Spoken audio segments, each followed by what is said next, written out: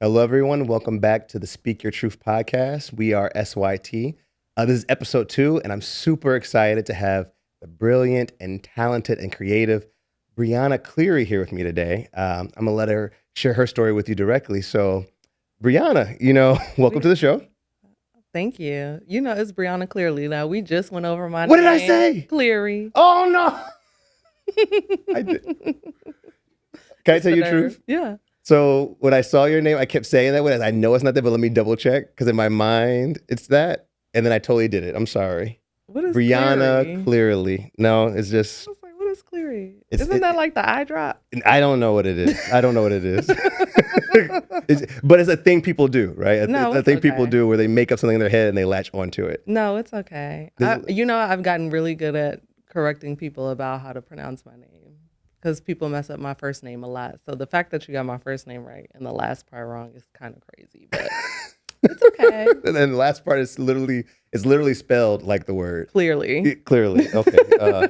Well, this is only my second podcast, so I got a while to go before I get good at this. You got grace. You know what I'm saying? We fall down, but we get up. Thank you. Mm-hmm. So, the Speak Your Truth podcast is all about big ideas. Mm-hmm. And it's about shining a light on folks who are doing the hard work of taking things from inside their head and bringing them out in the real world. Yeah. I met you almost a year ago at a workshop you were leading at the Arts and Public Life space on 55th, right? And it was an intro to directing class. And essentially, it was called Directing Actors. All right, I gotta be more specific. It's okay. Directing That's me. actors. You know what? It's my undiagnosed ADHD. I'm like really big on accuracy, so I'm gonna get you right every time. Look, I'm humble about it. I'll take it. You can lead, I'll follow, I promise. Period. But the class was dope. The class was dope. We learned a lot. I think a big takeaway I got from that class was directing is about giving actors action and not like feelings or gestures, but action. Absolutely, yeah. So I was listening. I love that. Thank you. But while you were there, you announced the Filmmakers Mixtape Challenge, and you talked about it, and it sounded like a big idea to me. So today I want you to share with the folks, what's your big idea? Yeah, Filmmakers Mixtape. I want to say Filmmakers Mixtape really came out of a question of, what does filmmaking look like as a practice? I think a lot about all of these different art practices when we talk about music or painting. These are things that you can get better at through doing them. And there's this normalized period of like, okay, I'm going to work at this so I can get better. But for some reason, filmmaking is always so existential and so serious, and people feel like they have to have all of their ducks in a row before they can make a film, which inevitably is not going to be their best. So I said, well, what if we filmmakers? Yeah, it's just not going to really be that. So it's just like, the big idea is like, well, what if we learned how to make films by making films and working with what we actually have access to in the now. And then we work up to, what we want, that bigger budget film or that budget film, because sometimes you got to make it with nothing. I think that's a big thing. That's a big thing. Thank you. Like, I think that there's two things in there I want to talk about to start. The first one is, how did other people in the film industry react to this notion of making whatever film you can in that way? Because you're right, people put a lot of pressure on it. We want to be paid. This is both business and art. I want to do a feature. Why do I want to waste time doing a short? There's a lot of debate, right? Yeah. And then you come in and say the exact opposite, which is like, get good at filmmaking first. Let's make some films. Yeah, I mean, I'm not going to hold you. I don't know what the industry is saying. I don't know them people. Those are not necessarily my people. I think that there's obviously like crossover. I definitely know people that are in that realm and are really successful. But for the majority of us that have stories, we don't always have access. I mean, we know that the film industry is very gatekept. And are we going to wait on somebody to give us the key before we decide we're going to tell these stories that are really important to us? And I say no. Don't wait. No, don't wait. Yeah, waiting is not living. It certainly is not. I ain't never heard of that. Yeah. So like with the way you presented to us the film, the challenge, it was for a group of directors to do it. We'll go there first, but did you yourself try to do this? Did you try to make one film a month? I did it, and I did it in 2020. Really? Yes. Oh, in COVID. A whole panini, a whole Panera Bread. I made 12 films, and it was difficult, you know. I had support, of course, but, you know, I did a lot of films by myself because we couldn't, you know, really engage with other people. There were times that I wanted to quit because I just felt like I didn't see the point anymore. And in those times, it was people saying like, hey, just keep going. Like, people see what you're doing. And I really was able to build a following of people that were interested in the work that I did. I was able to get opportunities from making 12 films. I won some film festivals. You won some film festivals? Yeah, I won some film festivals. You know, and then just having that material already there, having that portfolio of films allowed me to always kind of have something to screen. And so it was really a great learning experience for like, who am I as a filmmaker, as an artist, and also like, who am I as a person, as a woman, as a Black woman? What stories do I just naturally lean into and want to tell? Yeah. You know, so I did it. I did it. I think it's impressive though. Thank you. Because it's a hard thing to stick to any program for any period of time. Yeah. Let alone making a film every 12 months. Like, Yeah. I mean, every month for 12 months. That's It's a lot. a lot. It's a lot. It's a lot. With no money. With no, so how do you do that? Because I mean, like the biggest thing I hear from people in making films is, do we have a budget? Can we do this? Can we not do that? You know? Yeah, I think a big part of that is community. It's a very community-driven thing because you have to be able to rely on others for skills that you might not have, or just by the very nature of like the acting part, right? If you have at least two characters, even if I were to be one, I would still need someone else. Yeah. And so just leaning into community is really important. I also just had to get creative. I would use, you know, stock footage or social media footage or footage that I had in my phone. Of course, in 2020, like, you know, and then I would reach out to people randomly. Like, there's a few people that I think I just found on social media. And I was like, hey, would you want to be in this? This is my idea. And you'd be surprised how enthusiastic people are and motivated people are to be like, yeah, sure. Or it's like, if I know somebody who might be on sets all the time, but not in the role that they wanted, like, oh, I know you do this, but I know you really want to be a cinematographer. Would you want to DP my film? Yeah. Yeah, of course. That's good opportunities for them as well. So I think it's also about presenting it as something that is a good investment for other people, and it's also advantageous for them. It's not just a favor. I think that's so real. Like, when I first started acting and I wanted to do films, I was trying, everybody was making films, and I was probably a little too thirsty. It's like, what are you doing? What are you doing? Can I get it? Can I get it? And you kind of miss the art of it. You kind of miss people have a vision for what they want to do. They can't just hook you up and throw you in something if you don't really fit with the story they're trying to tell. Yeah. But I also ran up against folks who were a little bit further in the journey than me, had already taken some lumps in the industry, had already tried some things, and they just were at a place where if they didn't believe it was going to make it, it wasn't worth doing. And art is about doing. You know, if you're an artist, you want to make the things because it's a process. It's something you have to do. So when you say this piece around like taking the 12 months and making something, and inviting people in, while that's hard, I think it's probably really tight for those people, right? The community, because they're there to create.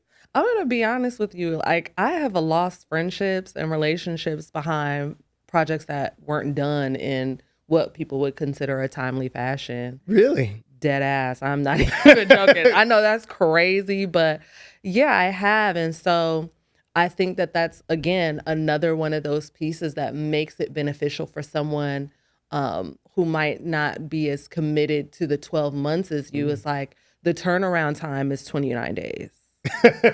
Maybe, you know, if we're going through some 30, 31, but the turnaround time is really quick. So you now have this opportunity to show this work that you just did, and you know you don't have to hunt anybody down for it. Yeah. Like you have it, it's out there for public consumption, which is another big part, right? Of like making things and doing things as a practice is like actually releasing it and getting some feedback.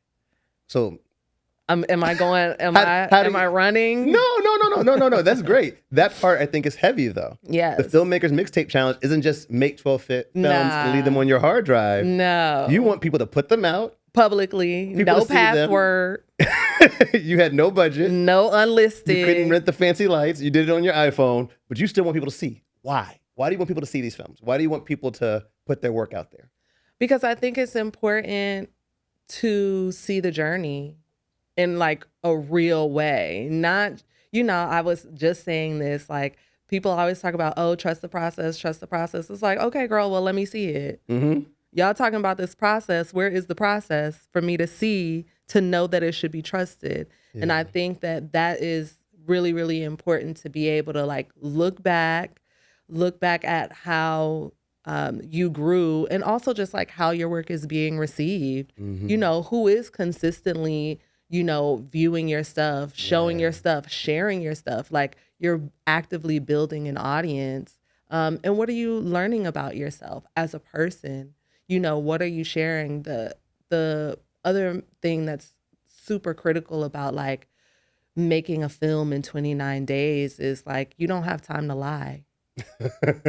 Lie to yourself or lie on camera? Baby, you don't have time. Because what are you? Just got to do it. 29 days. How are you going to come up with a good enough lie and get all your ducks in a row in the lie and then make it look good? You can't. I think that's so true. Because even like watching this, is this the first cohort of people you're doing this with? So I've been following this since January. Yes. And some of the earlier projects, especially, they were almost more like documentary or narrative film. Some of them, yeah. Like people were like just using their phone and filming things in their home and interaction with their kids. And it was very personal and it was poignant, but they could not lie because they had like to get it done. Yeah. And a lot of that is a result of like life was lifing, people had to pivot, the idea that they had maybe initially, or some of the ideas that they had, they couldn't bring the resources together in time. So it was just like, okay, I have to do this. And it ends up being something that's super personal, super vulnerable, and like really soul bearing, you know? Yeah. So I mean, I think it's dope. I think the earlier you were saying that like other artists get to like practice their craft all the time, you know? And I think becoming an actor, I made music originally, and becoming an actor, you really feel that, you know, like I just can't act on my own. I mean, I can, but like it's kind of weird. It's not why you do it. Yeah. You like how do you create a dynamic by yourself? I mean, it can be done obviously, but you know, part of the joy of like acting and filmmaking and all these things is like the relationship building, right? The character building, the world building through relationships. And yeah, actors deserve more opportunities. I think everybody does though. Yeah. I think the directors, the writers, everybody, like I've written something in film, paid someone to film something for me that I wrote myself, right? Yeah. And when I watched it, I was like, oh, there's a reason why you divide these labors. You know, I'm a little too close to the story. I'm not a director, but because I wrote it, me and the director couldn't get eye to eye on certain things. And I had to learn how to let go and trust. Like, let's make the film the director wants to make with what I've written and not the film that I thought I was writing in my head. Like, there's a lot of stuff to it. But I think the idea that you can create community where everybody is valued, where everybody's gifts are contributing, I think that's what's cool about this challenge. Like, I got to participate in one film. That's what I was going to say. Like, you showed up. I was like, oh, hey, friend. But it was cool to witness like the particular production had a community of people and everybody was volunteering their time and people showed up and they were bringing lighting advice and they were bringing sound. We had Inama, who was our intimacy coordinator. Even though, like, you know, in that film, there's a little bit of an argument, like a spat kind of thing. Yeah. But they still took time to bring in somebody to prepare us for that. And like, I don't know if we would have done that if it was like for capitalism purposes, right? Or had that experience. Like, I think that that's also something that should not be overlooked, right? Is that when people come together and it's not about money, like, you know, people are really there because they care, because they have a certain level of passion. Yeah. They have a certain level of vigor and enthusiasm, and they really care about what's happening. And yeah, that can't be bought. A lot of things can, but that cannot be bought. I think there's a lot of stuff in this too. Like the idea of not being outcome oriented. I feel a lot of people when they have big ideas get tripped up because they're worried about, well, will it make it? You know? They want to put the burden of their life on this new thing they're growing versus realizing, hey, I mean, I need to nurture it. I need to let it grow a little bit, you know? Yeah. I mean, I understand the reason why. I think when you live in and I'm not going to go too deep. No, go too deep. In my bag. But I feel like when you live in a capitalistic society, and now it's to the point where people can't really afford much of anything, you're always looking for ways to monetize the things that you like to do, because if you're not, it feels like a waste of time. That's hard. And so I think if you're thinking about like, oh, I'm good at this and I like this, I should make money off of this, you're just trying to like rush to being considered a professional or an expert or whatever the case may be. And it's just like, it doesn't have to be like that. You need some space, you know? And I had to realize that filmmaking for me is not something that I necessarily want to be hired to do. I would probably maybe direct, but just like, I'm not necessarily a filmmaker for hire. I'm not that, because I think filmmaking for me is like a personal thing. Yeah. It's something where it's like, I really want to care about the story. And so if I don't care about the story, it's not going to be what it needs to be.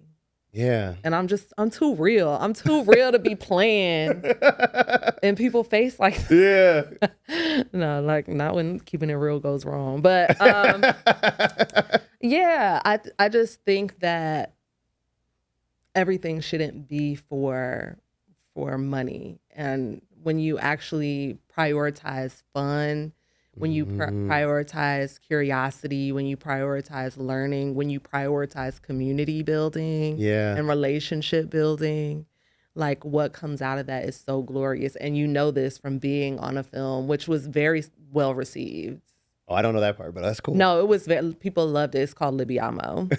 But people loved that film so much. And I think it's because like all of that energy that y'all had for it just came through. I mean, it was spilling out of the screen. It was fabulous. And it was like, I think some of the beautiful things about art is when the art helps us share who we are, you know, in our culture. Yeah. And like I think about like, have you seen that meme on Instagram when Denzel's explaining why you want a black director for Fences? And I think so. And he was like, it's about culture. It's not necessarily. Yeah. And I feel like in Libiamo, it's about culture, but it's so cool to be able to put that part of Chicago's culture out there that people may not know what it's like to go to that kind of fast food place and the kinds of characters that are there and the energy. Yes. Yes. You know? And most people will probably be scared because it's just like, okay, they loud, they black as hell, and they trying to get extra opinionated. Okay, bury that. They trying to get some chicken and some fish, and this is a lot, but it's just like, it's so beautiful. But so many people, like the people I knew who I showed it to, they all were like laughing and like, oh my God, it's a bit of us. Yeah. You know? I think that's cool. So you don't make films for hire, you make films for? Because I feel like the story should be told. And like, again, I want to be clear that, you know, I am somebody who's willing to direct something that's written but again, I just don't, I think that my gift that to be monetized is the gift of like community building, of mentorship, of, public speaking. I think that is something that I can always find a way to do. And I'm always enthusiastic about, filmmaking. Sometimes it's like, baby, I don't know. Today I ain't got it. And you can't feel like that when it comes to trying to get money. And we're gonna say that we're gonna talk about that a little bit more because I want to talk a little bit more about the history of the Filmmakers Challenge and how you came to it. So you do this in 2020. It's COVID, and you come up with this project for yourself. What was going on in your life that led to you making this choice to do this, and particularly, why did it feel important enough to stick to? Because people make promises to themselves all the time, and then we break them real quick. Baby, real quick. Please. But you kept a year-long promise to yourself. What was animating that? Why did you do that? I was in graduate school, and I knew that after I graduated with my MFA, I wanted to do a feature, but I didn't feel like I had enough under my belt to pursue that. And so I felt like, okay, this is a good way for me to figure out mistakes. Like, it was really a way to give myself permission to make all the mistakes that I need to make, to learn the lessons I need to learn, and apply those to a film that was undoubtedly gonna cost money, right? And so I was like, it's better to try to like make these mistakes for free than to spend money. Now, granted, I have effed off a lot of bread for this feature that I'm working on, and Are you still working on it now? Baby, I am. Oh wow. But it's we getting there. We getting there. But I think it was that, and also again, it's just like, what do I need to learn about myself, about what type of filmmaker I am, about the types of stories that I like to tell, especially like when my back is against the wall, what do I lean into? And I really did learn all of that, what works for me. And so, yeah, it was that. Now, obviously, I got derailed because of COVID, so I didn't graduate with my MFA on time either. Oh wow, okay. I had time. And so, it wasn't the first time, that anything like this has been done. There was like, I guess, a couple of white people that had done it before. Like, I had found like a white man who did this, and he kind of chronicled his journey. And I was like, okay. So, I wasn't going in blind. Right. And so, I was just like, okay. And I had thought about it for a couple of years too. Like, it wasn't something I just had found one day and then a month later. It literally took me like a couple of years to commit to it. And then when I did, it was kind of like off to the races. So. Oh man, like I think something about how our society is set up, people don't get time to figure themselves out. Yeah. And like what I hear you saying is you took time in the year of doing this challenge. It was allowing you to like kind of like reflect. Yeah. What stories stimulate me? Which ones don't? What do I like? Right? Like, do you really like eating this, or is it just like I eat it every day? Right? Yeah. Like, do I really like this movie, or is it like, I mean, like, we won't talk bad about Netflix because we all would like to work with Netflix someday. But like, it's known that there's a part of their product which is these are things that you could put on when you don't want to focus. Yeah. And you can be on your phone, or you can be on Instagram, and then you can still watch this movie and kind of keep track of it. Yeah. Right? And I think that's something in society where it's like we're just so consuming, but like what's nourishing? What Very do you passively, like? yeah. And you know what just kind of clicked to me as you're talking about that is like how much that is still with me. At 41, we could, I don't. You're 41? Much. I'm 41. I'm 41 too. I know. We look good, don't we? I know. Nobody ever believes that. I mean, I got gray though. Yeah, I got some grays under this wig. But I realize now like how much I'm still applying that. I didn't realize until really you just were talking that I still apply this level of like rediscovering things and also discovering new things about myself and giving myself permission to try things, to be bad at things. Yeah, just to learn and tap into that inner child. I think doing a challenge like that really kind of opens up that whole idea of like exploration in life. Yeah. And you know, in talking to my cohort, I let them know like this is not just about like being better as a filmmaker. Like you're going to obviously learn things about yourself as a filmmaker, but this is also going to challenge you as a person. Mm-hmm. You're going to learn more about yourself as a person, and it has been happening. And hopefully stop judging yourself so hard. Because half the time we don't do so because we're just like in our head like, well, this is not going to be that good. Why would I do it? And you're comparing, and it's like, just do it because you got to do it. Well, I also think, again, like, and this is why like the 1 month is so critical, right? It's because you don't have time for that. Yeah. If you do in 29 if you days, do it, you don't have time. You don't have time. You don't, because you have to do everything. And I think, you know, of course you try to get ahead of it with some ideas, but you have to be like so locked in for that month because a lot of times you're working right up to the 11th hour trying to get that film done and edited and out and, you know, to the best of its ability. And then you have to let it go and move on, which it's, you know, as somebody who's made music, like it's very easy to kind of like stay on one thing, be just like in turmoil over it. But in 29 days, you don't have time for that. No, it's real. I mean, like music is I love making music, but it's not like my primary form of creativity. Yeah. But it was definitely fraught with like making 300 gigabytes worth of music. Oh my goodness. And then never letting anybody hear it and constantly judging it. And it doesn't sound like this, or how did they do this? And some of it was like me incubating. Yeah. And some of it was just also just having to learn to like remove the outcome of it. Like, do I like what I'm making? You if I like it? it, that's enough. Drop it. Well, I have been. No. I was about to say, drop that hot shit. Well, I think I think similar to you with the Filmmakers Challenge, that was my first little like breakthrough as an artist, was like, I just need to put out a song. And so I made a track. I made like 8 tracks. I sent them to my business partner at the time, pastor of his church's grandson wanted to rap. I sent him the folder. Wow. He was like, all right, I picked this one. I was like, cool. He was like a little Lecrae. Man, no, he really wasn't though. Oh, he was secular? He was secular, yeah. Oh, okay. Yeah, he was secular.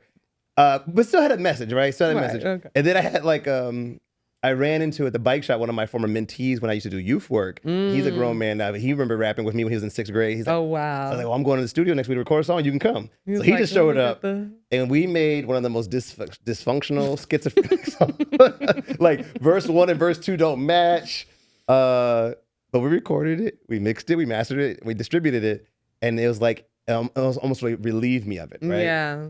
Like some people heard it, thought it was the stupidest thing and the corny, and some people heard it like, hey, that's not bad, I like this, you know? But I realized, oh, that's the fun of making art, like putting it out, letting people digest it how they will. Yeah, and I think that that's also, it's still like a work in progress for me, but there are billions of people on this planet. Yeah. And you know, people's tastes range vastly. Yeah. And so where somebody will be like, that's the worst thing, I never want to hear ever again, it's going to be somebody's anthem. Like, it really works like that. And sometimes we can't wrap our brains around it. But yeah, that's the thing. Everything isn't for everybody, and it shouldn't be. I mean, I don't know, being an artist, I don't know about you, because you're an artist too, but like for me being an artist, I think the biggest thing I had to learn was that I have to do what resonates with me. Exactly. Like if I try to course correct so that my audience likes it too, that never works. It's manipulative, people feel it, right? People respond to sincerity, people respond to things that have meaning. And so I like, even when I audition, I'm trying my best to be like, well, how do I feel this character? Not like, what does the person, the casting director want? Because I have no idea. Yeah. And I think that that's like really important, is to bring a level of authenticity. When I think about like what I want to see from actors is, you know, where can you humanize this character that you are portraying, you know, without judgment. And I think I said that in the workshop. It's like, don't judge your characters, like find that human aspect of them and be like, what is it that they want? Because a lot of times it's a lot deeper than what is presented. And that's in real life regardless, right? Like when we're interacting with people and we're seeing a version of them, it's like, okay, well, what's beneath that? We're always talking in subtext, child. I mean, as a filmmaker, you have to think about that though, right? Yeah. Because people read the story you're telling, whether you want them to or not. And if you're not intentional, sometimes you could tell a different story. Like, I was in this play, and there's a scene where like an older brother has to give the younger brother like some alcohol because he's having nightmares and he wants him to go to sleep. And he has a fever, and He gives him alcohol. it's a sad story. So he's supposed to give this little boy like a little bit of alcohol and mixed with Kool-Aid so he can kind of go to bed. And on stage, though, because we always give the kid just Kool-Aid, he takes this thing and he's just like, yonk. And it's like, we're telling a different story. Right. This 10-year-old boy drinks, Oh my goodness. So people are reading it, right? So Right, you gotta be intentional. Yeah. So this is your first year doing the challenge. But you've been making films for a while. I want to talk a little bit about just like, what have been the sacrifices you've had to make to do these things, to make your film, to make 12 films in a year, to inspire a cohort of people to make 12 films in a year. What was the cost of that? Being poor. Say more. Yeah, I mean, it's so interesting. I mean, we're geriatric millennials. Geriatric millennials. That is the reclaiming worst it. term ever. We're reclaiming it. And so, we come up in a time where artistry as a career is like not a thing. You know what I mean? It's a hobby. And although I came kind of late to it, I think I always have been a person who was not going to take a conventional path. But yeah, I think the sacrifice is like, okay, I don't have a 401k and I don't have dental, and I got to get my cleanings off of Groupon. My dental cleanings, I'm looking for a Groupon to get my teeth cleaned. And so I think it's just those things.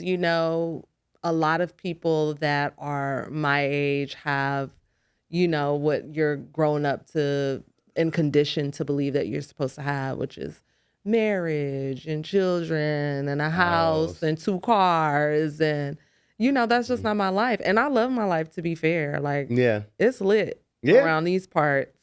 But I follow you on Instagram.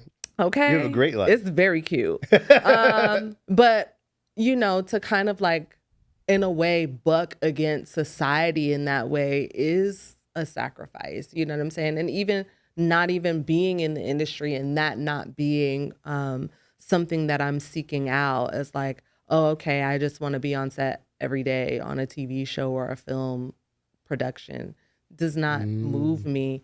And yeah, that comes with like not having the most lavish life materialistically.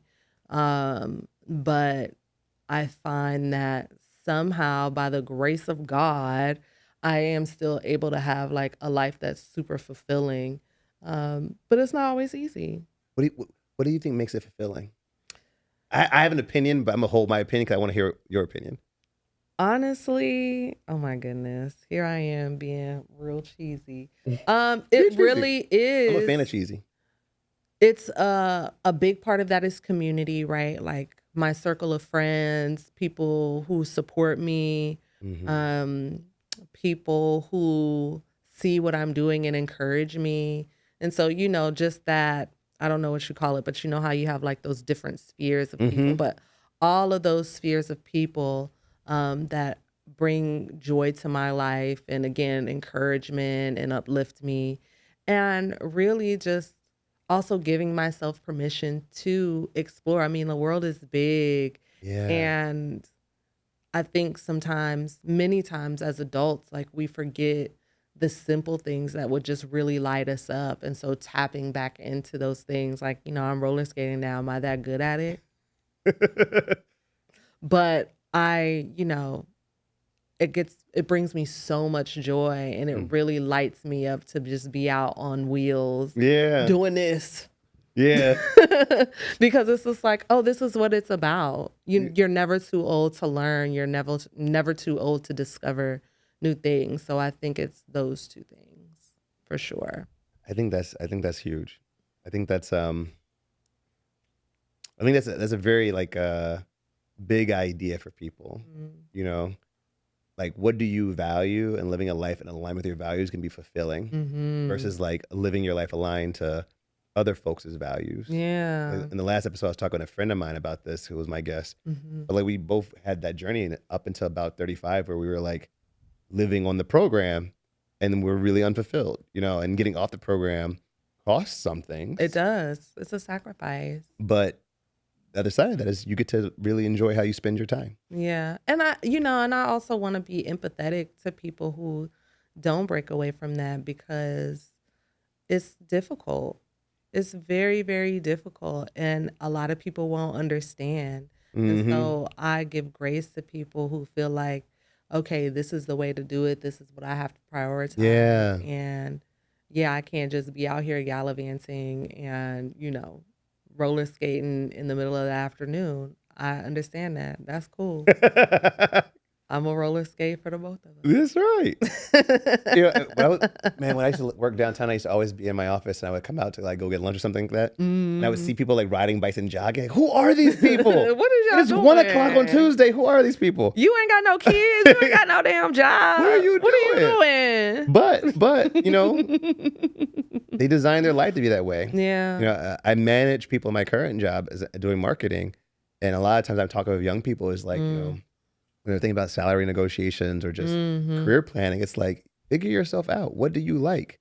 It's a lot easier to negotiate if you have a number in your mind that you want to get to, because you know what that number means. It means this kind of lifestyle I want. That's fine. Yeah. But don't look at it just so like, I just want to get everything that this person has to give me, because you'll never know. And I think that you really said something that I think is so important. Like, I don't think people think about the type of life that they want to have for themselves, like what would make them happy. And it's, again, I understand that it's difficult, especially now when you can see what everybody else is doing, when you can see everybody else's highlights. But social media highlights are real. Yeah, but I feel like a lot of people probably don't need as much as they think that they need to be content, to be at peace, to be fulfilled. To your point, I think people just want to get as much as they can get from people, but it's just others like, just see them getting as much as they can get, and then the other piece to that is like, you're also allowed to change and grow. Like, that is what living is. It is like getting more information and then saying, oh, okay, you know what, my opinion changed, or I have a little bit more context, and so now my perspective is a bit more nuanced. Yep. But I think like having those self check-ins to be like, oh, okay, well, what am I into? How am I feeling about this? What are my values? And is the way that I'm living aligned with those values? And if not, what is in my way? And that's also a privilege. I understand, like, to be able to have that level of self-reflection is a level of privilege. But I'm wishing that on me and all the homies. It's a level of privilege, but I think it's what it means to be human. Yeah. Like, everybody's here, and we're born, and then we are given, like, this is what you should care about. This is what matters. This is what your role is. And you don't question it. You just go with it. Yeah. You're in the same church your grandma went to. You live on the same block your parents born you at. Like, it's just, it's a cycle. But if you don't ever stop and go, hey, this shit weird. Man, like, I had that thought. It's so funny. It's going to be embarrassing to say, but I had that thought. Like, I had a client in Seattle. I had to fly to Seattle for the first time like 5 or 6 years ago. Ooh, the job flew you out. Yeah. Okay, period. It was before COVID. So we had it like that. Me and my business partner had it like that. It was great. It was great. And I got there, and you get off the plane, and we're driving the Uber in. It's like, oh my, rainforest and the environment. And the whole weekend I was there, I was like, oh my goodness, this is where I belong. Right. Like, this is my city. Like it's things I don't like about it, but like the vibe, the energy, the way it looks, I felt so great. And it hit me. I was like, I'm born and raised in Chicago. I've lived in Chicago. My family's here. But I might not be like the most Chicago dude ever. Like when people think about like a guy from Chicago it might not be me. Yeah. But I bet if I was dressed like I would be on side, I'd feel like, oh, he's a Seattle dude. He's a Seattle dude in Chicago. I don't even know what a Seattle dude looks like. It's me. Okay. All right. I'm just saying, it's like you don't question these things. Yeah, I think that's huge. I think it's a big idea for people. It's like, question the things, find out what you like, be mindful about your life, and take some risk, Yeah. Like, you took some risk to do this challenge, to structure life the way you are. And I hear you. things aren't always 100% perfect or whatever, No. but you have your 12 films. Yeah. And I know you were just at Sisters in Cinema Space recently. And you were Yeah. presenting your work there. And so your work is Yeah. out in the world. It's out in the world. And also, what's important to me is like, I think, yeah, I made 12 films, right? But like as a result of having a cohort, now there are, what's 3 times 6? 18. There are 18 films out there that I kind of was overseeing as a result of doing You this. nurtured. Yeah. And so by the end of it, there will be, what's 12 times 3? 36? Come on. I was in remedial math, baby. To be fair, you know what I'm saying? In 3 to 4 months, I'm going to have a podcast with somebody who's all about making everybody understand that they're a math person. It's not just you. Math is one of those ego things where people feel like they're either born with it or not.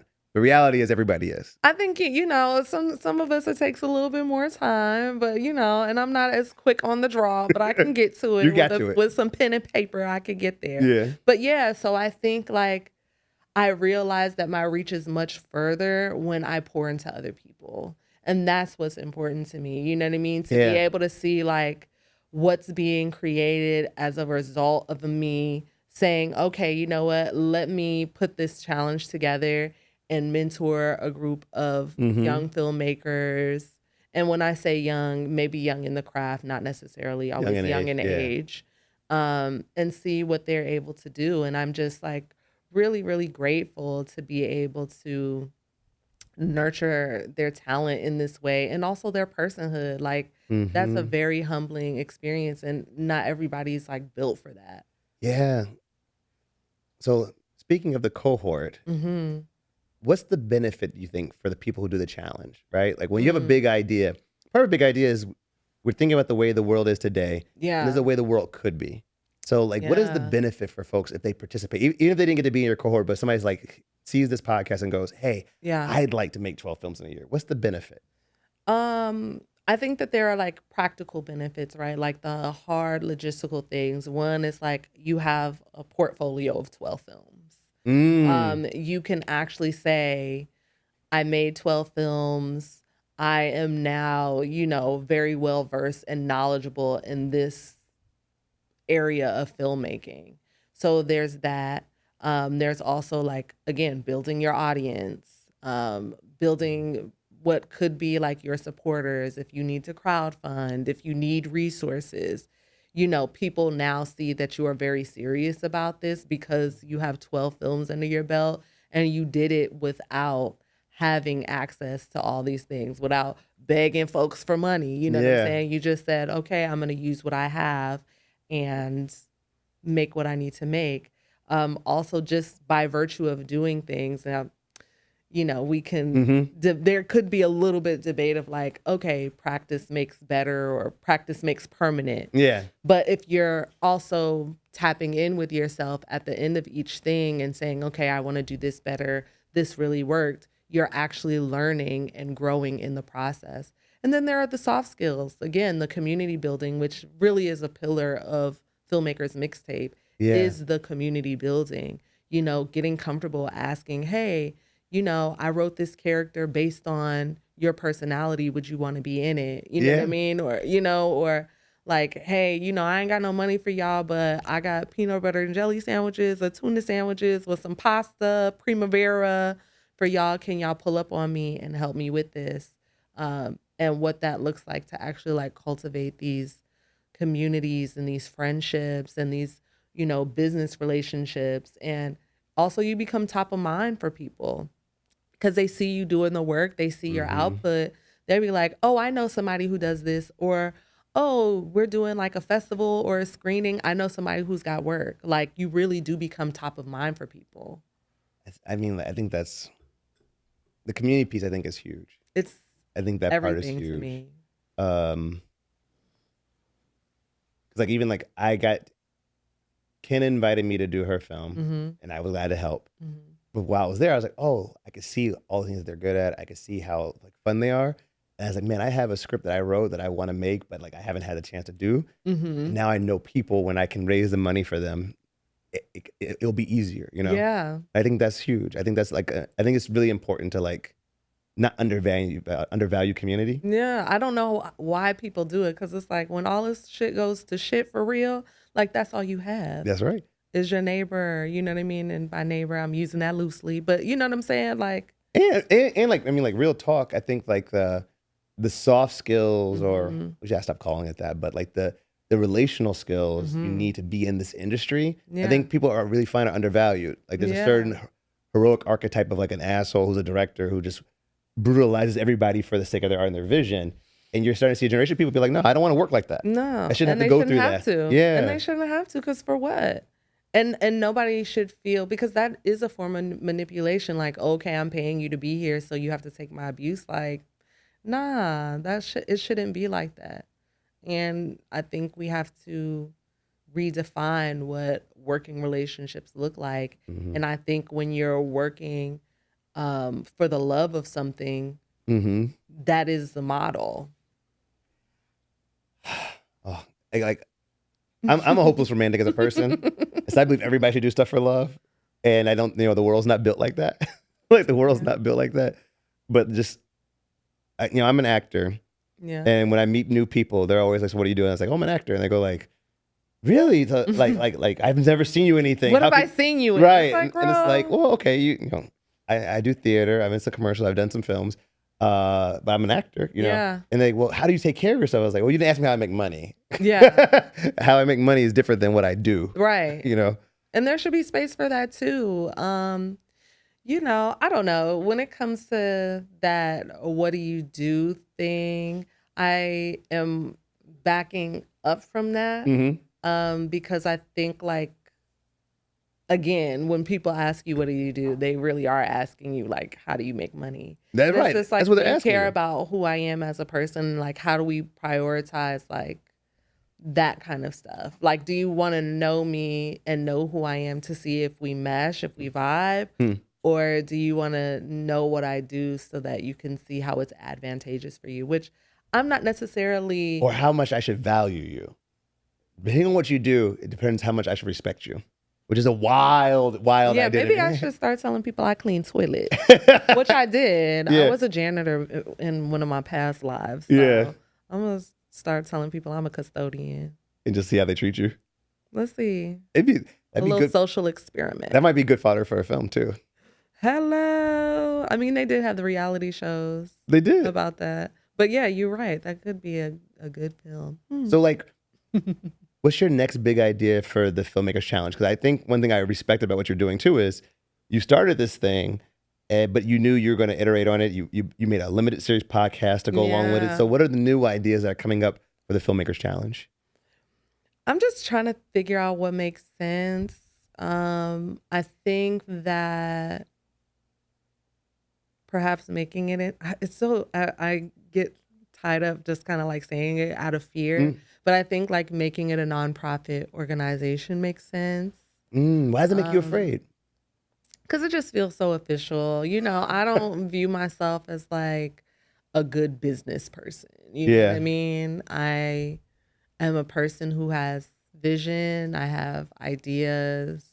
I care about the impact of things and, how people are affected by them. But as far as like the business and stuff, not my strong suit. And I know that. So I think that's why it scares me. But yeah, I'm thinking about like, how can I make it more than a local thing? How can I kind of inject this idea of like, do it with what you have right now and like travel with that? Yeah. And I'm landing on some things, but I'm not sure what's realistic. But I think again, for me, it's just like, okay, just kind of keep going, keep doing what you know how to do and see what you stumble upon. Let it grow and let it.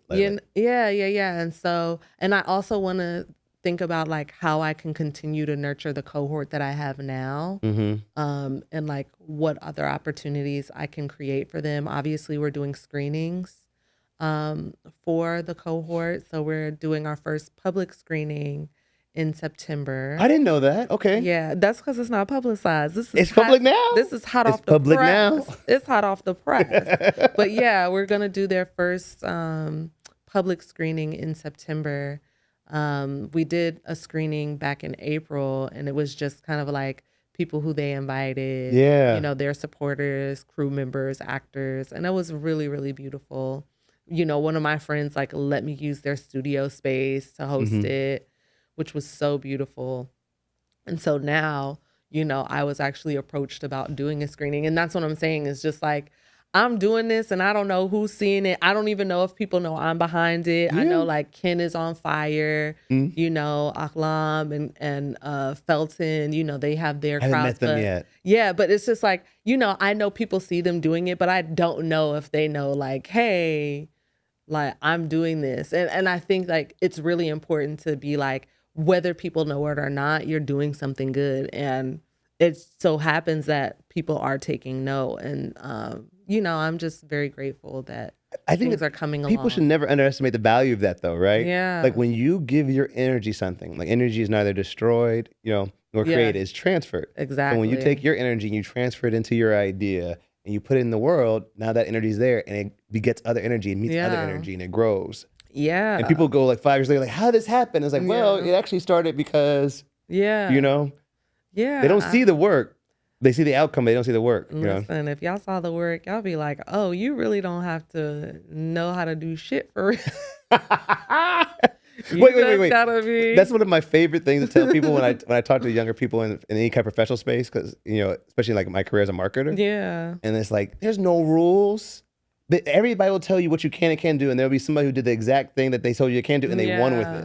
You know, follow your heart, follow your intention. Be a good person. Be kind. Be generous. Right. Heavy on that. Be grateful. But heavy on don't that. You know, don't follow your intention if you're an evil person. Honest person. Right. You know what I'm saying? You know, good, bad is.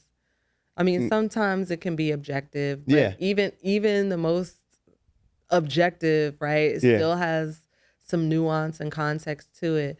But I think being like honest is really, really important. Honest when you need help. Honest when you don't have it figured out. Honest when you feel like, okay, I'm doing okay. You know what I'm saying? And there are guides out there, but I think it's also about just kind of like taking those bits and pieces and then figuring out your own pathway. Because if there was one key to success, we'd all rinse and repeat.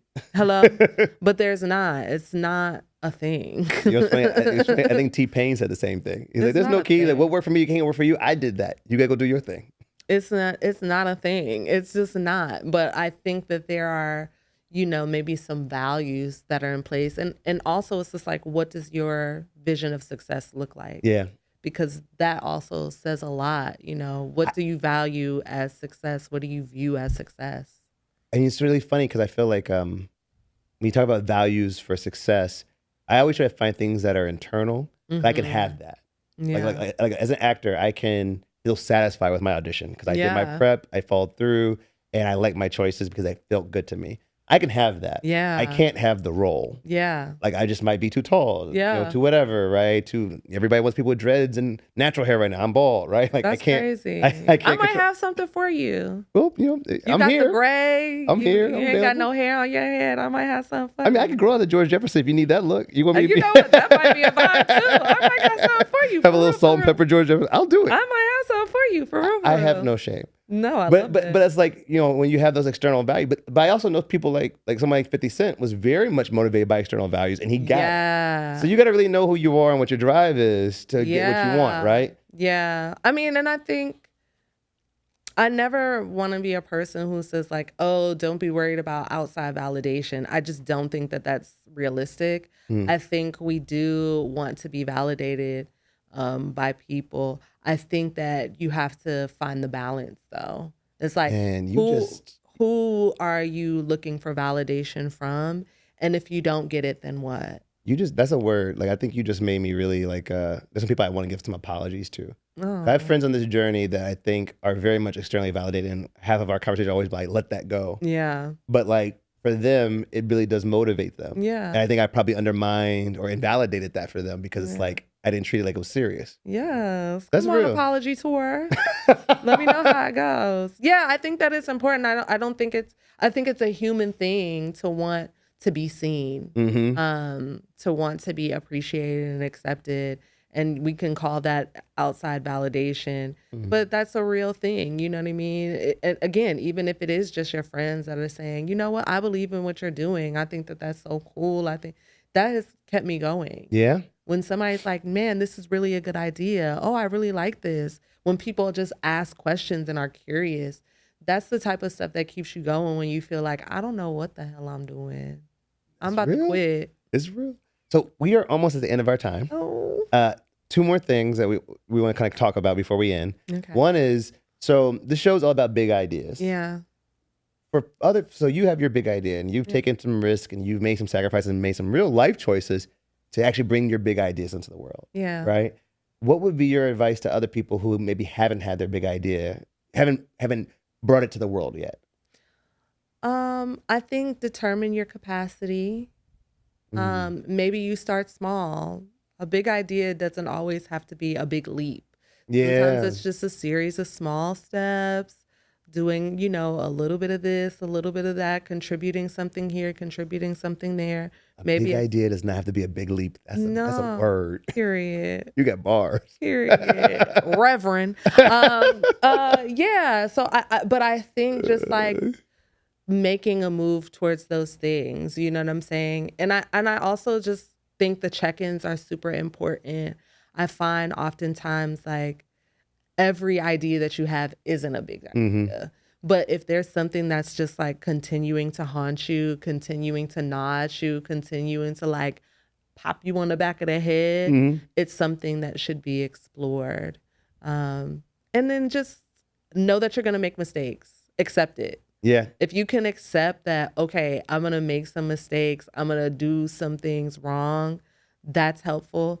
And also, you know, I know some people are like, oh, don't share until this, but I think it's really important to have, you know, some trusted people that you can bounce ideas off of that can help you make sense of, you know, the things that you might be thinking about.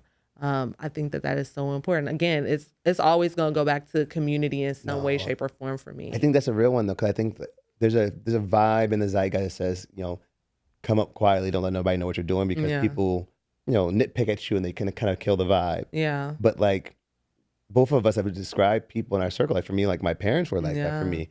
When I wanted to make music and most people said I was crazy, my dad was the only one like, yeah, I love your music, do it. Period. You know, when I said I want to go acting, I'm sitting on the porch with my stepmom and I tell her about it and she's like, well, you do everything you want to do great. So I think it's going to be great. I love right? that. I tell my mom and my mom was like, you know, just don't mess up the money for the kids. Take care of your kids. I'm like, all right, I'll take care of my kids. But then she, like for my birthday, gave me a check for my first acting class. Oh my God. And it's like, if I don't say it, you'll never get those things. I'm telling you. And that it's energy really transfer, them giving me their energy and support is now energy I have, you know. Yeah, it's so important. And you don't know where it's going to come from. And then sometimes you need people to kind of like put things into perspective. Like, okay, ask you, how are you going to do this? What steps are you going to take?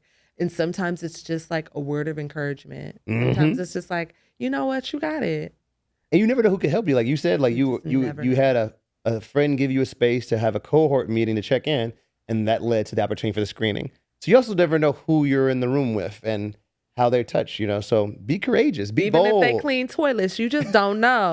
You don't know. They might be like, baby, I got the keys to the whole spot. That's right. The person that cleaned the toilets got the keys. Man, I was, you know, they turned the old Cook County Hospital into a hotel. And my boss was telling me how, like, 'cause she's one of those people, right? She's a very much like curious person, very open person, treats everybody respectfully, you know, views everybody as equal. And so she runs into somebody who's like a custodian in the hotel and they're talking and she's treating him very nicely. And he goes like, well, you know, we didn't convert everything into the hotel. And she's like, what do you mean? And it's her and her husband. He's like, well, you know, upstairs, they still have the surgical suites and everything. So he takes her up there and they get to, and they, you know, they kind of get to see this untouched part of the old hospital, you know? Oh my God. Isn't that cool? Yeah. So you never know, if you're open and you're nice to people and you're kind, you never know where you're going to end up. Curiosity. All right, so we're going to do our little like closing question thing. Okay. So the first question is, when you think about your work, your big idea, your passions, right? Do you love it? Yes. Okay. Does the world need your big idea, what you're doing? Yes. Are you good at it? Can you make money doing it? I hope so. Yeah. I'm going to say yes because we're manifesting. That's right. Say yes. Yes. So if you can answer yes to all 4 of those questions, then according to some wise people in other cultures, you found your life purpose. Oh, wow. And maybe that's why you talk so fulfilling about it. And that's why you have a big idea. Because if you have all 4 of those things, you have a full existence. Thank you for saying that. That's so affirmational. Well, yes, you. I didn't say anything. That's you. Period. You like Glorilla. With the affirmational. Well, I think talking about big ideas is affirmational. Like, Yeah, we're all sure. here on our journey. Why not use our time to make something that we're really proud of? You know? Absolutely. Well, thank you for having me. No, thank you for coming. Do you want to tell folks how to connect with the Filmmakers Challenge, Mixtape Challenge? Yeah. We even talk about why it's called a mixtape. We got to do that another time. Yeah, it's coded. It's very coded. If you know, you know. If you get it, you get it. Yeah, you can find me at Briana Clearly, Briana Clearly, and Filmmakers Mixtape at Filmmakers Mixtape. It's spelled correctly. Period. On Instagram and everything. Yes, on Instagram. And then hopefully you'll let us know, and we'll remind folks, you know, when the screenings are coming. Yeah. Y'all should see these films. Like, people made all kinds of films. Watch the films. Everything is linked. If you go to Filmmakers Mixtape, there are links to all of the cohorts films, and they're really fantastic. They're doing phenomenal work, and so please support them with a like, a share, a comment, a follow, all of that stuff. Thank you. Thank you, Briana. And thank you all for sitting with us again. This is our 2nd episode of the Speak Your Truth podcast. We do this once a month where we interview all kinds of human beings who are out there living their dreams, you know, promoting and performing their big ideas. If you have a big idea and you want to talk with us about it and share with the world, please go to our website, wearesyt.com, spelled wearesyt, or follow us on Instagram at wearesyt. Thank y'all.